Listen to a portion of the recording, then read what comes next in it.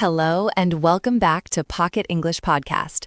I am Sarah, and I am so happy you found a few minutes to join us today. Whether you are drinking your morning coffee, taking a walk, or sitting on the bus, you are in the right place to improve your English. Hi everyone, I am Tom. And Sarah, you just mentioned sitting on the bus. I think that is actually the perfect place to be for today's episode. It really is. You know, we often hear from our listeners that they want to study English, but they just do not have enough time. They are busy with work, they have family duties, and by the end of the day, they are too tired to open a textbook. I completely understand that feeling. When you look at your schedule, it looks full, but there is a secret. There are little pockets of time hidden in your day. We call this dead time. Exactly. Dead time is that time when you are waiting. Maybe you are waiting for the kettle to boil. Maybe you are waiting in line at the grocery store. But the biggest chunk of dead time for most people is the commute. The commute, that is the time you spend traveling from your home to your work or school. For some people, it is 20 minutes. For others, it might be an hour.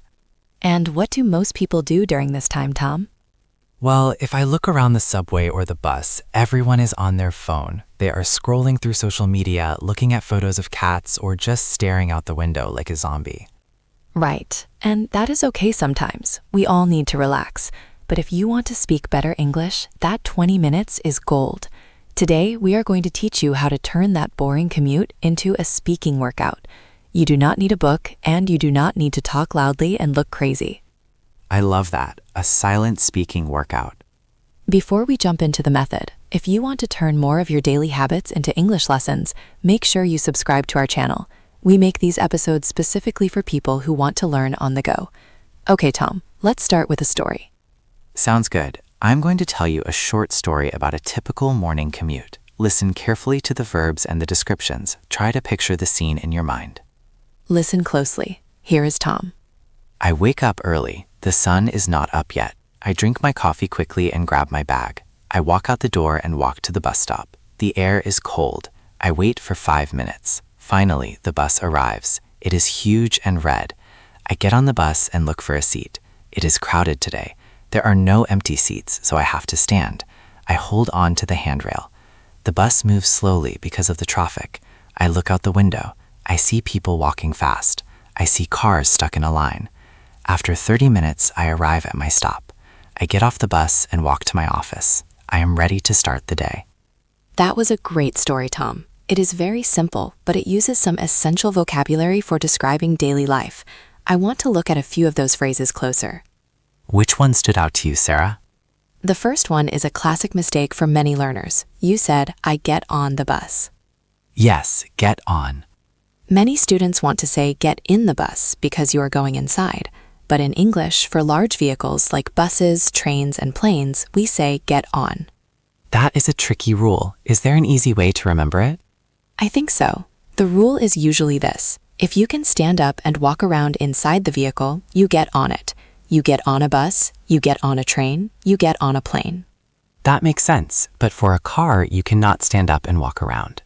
Exactly. So for a car or a taxi, you say get in. I get in the taxi, I get in the car. Okay, that is very helpful. So in my story, I got on the bus, but then I said it was crowded. Crowded. This is a great adjective. It means there are many people. It is full. If you are on the subway at 8 a.m., it is usually very crowded. Sometimes we say it is packed. That is a more casual way to say it is very, very full. Yes, and because it was crowded, you said you had to stand and hold on to the handrail. The handrail is that metal bar or strap you hold so you do not fall over when the bus moves. I think holding the handrail is very important. I have fallen over before. We all have, Tom. Another phrase you used was stuck in traffic. Oh, I hate being stuck in traffic. This means the cars are not moving. You are trapped. You want to go fast, but you cannot. This is very common in big cities during rush hour. Rush hour is the time of day when everyone is going to work or coming home, usually 8 a.m. and 5 p.m. So if you are stuck in traffic during rush hour, you have a lot of time to practice English. That is the perfect attitude. Now that we have the vocabulary, let's talk about the method. How do we actually practice this? We call this the observation game. The observation game. I like the sound of that. How do we play? It is very simple. When you are sitting on the bus or the train, or even walking, you stop looking at your phone, you look up, you look at the world around you, and you try to describe what you see using simple English sentences. So I just describe what is happening in front of me? Yes, but to make it easier, we will use a specific pattern. The pattern is, I see a noun plus an action. I see a noun plus an action. Can you give me an example? Sure. Imagine you look out the window and you see a woman. That is the noun. What is she doing? Maybe she is running. So you say to yourself, I see a woman running. That is simple. I see a woman running. What if I see a dog? What is the dog doing? The dog is sleeping. So the sentence is, I see a dog sleeping. I see a dog sleeping. Okay, I get it. Do I have to say this out loud? Because if I sit on the bus talking to myself, people might look at me strangely. That is a good point. You do not have to speak loudly. You can whisper it softly so only you can hear, or you can just say the sentence in your head. The important thing is that you are thinking in English. You are not translating from your native language. You are connecting the image you see directly to the English words. I see. So I am building a bridge between my eyes and my English brain. Exactly. Let's try to practice this right now. Listeners, I want you to imagine you are looking out the window of a bus. I am going to describe something I see, and Tom will help us make the sentence. I am ready. Okay, look out the window. There is a tall man. He is holding a briefcase. He is walking very fast. How do we make that into our pattern, Tom? I see a man walking fast. Perfect. Let's try another one.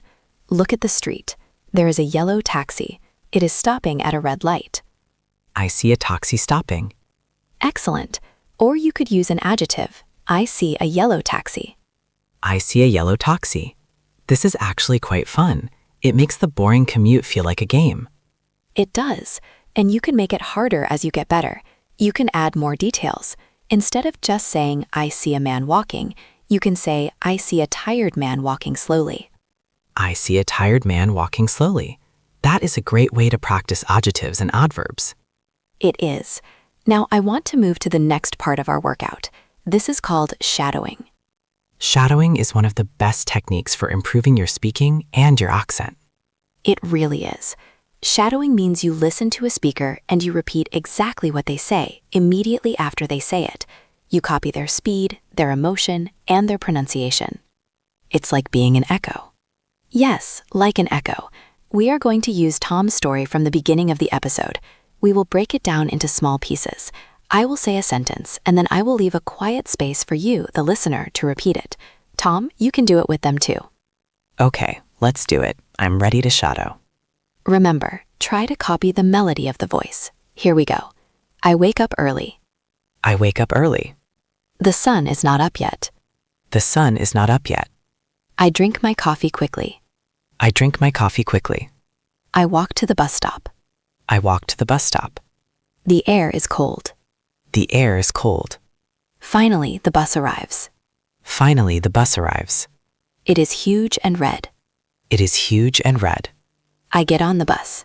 I get on the bus. It is crowded today. It is crowded today. There are no empty seats. There are no empty seats. I hold on to the handrail. I hold on to the handrail. The bus moves slowly. The bus moves slowly. I look out the window. I look out the window. I see people walking fast. I see people walking fast. I arrive at my stop. I arrive at my stop. I get off the bus. I get off the bus. Great job. How did that feel, Tom? It felt good. Repeating the phrases helps them stick in my memory, especially phrases like get on and get off. And holding the handrail. And holding the handrail. You know, Sarah, the best thing about this workout is that you can do it every single day. Most of us take the same route to work or school every morning. That is true. And because the route is the same, you might think it is boring, but the things you see are always changing. The weather changes, the people change, the traffic changes, so your English practice is always new. And if you drive a car, you can still do this. You can look at the other cars, you can describe the road signs, you can describe the sky. Just please keep your eyes on the road. Yes, safety first. If you are driving, do not close your eyes to imagine things, but you can certainly speak out loud in your car. In fact, a car is a great place to practice because it is private. You can shout your English sentences if you want to. I see a fast car. I see a green light. Exactly like that. This method turns your dead time into active time. You are not wasting those 20 minutes anymore. You are investing them in yourself. And think about the math. If you commute for 20 minutes in the morning and 20 minutes in the evening, that is 40 minutes a day. That is more than 3 hours of English speaking practice every week. And you didn't have to find extra time in your busy schedule. You just used the time you already had. That is the power of Pocket English. Before we finish today, I have a challenge for you, a specific challenge for tomorrow morning. What is the challenge, Sarah? Tomorrow, when you leave your house, I want you to keep your phone in your pocket for the first 5 minutes of your trip. Don't put your headphones in immediately. Don't check your messages.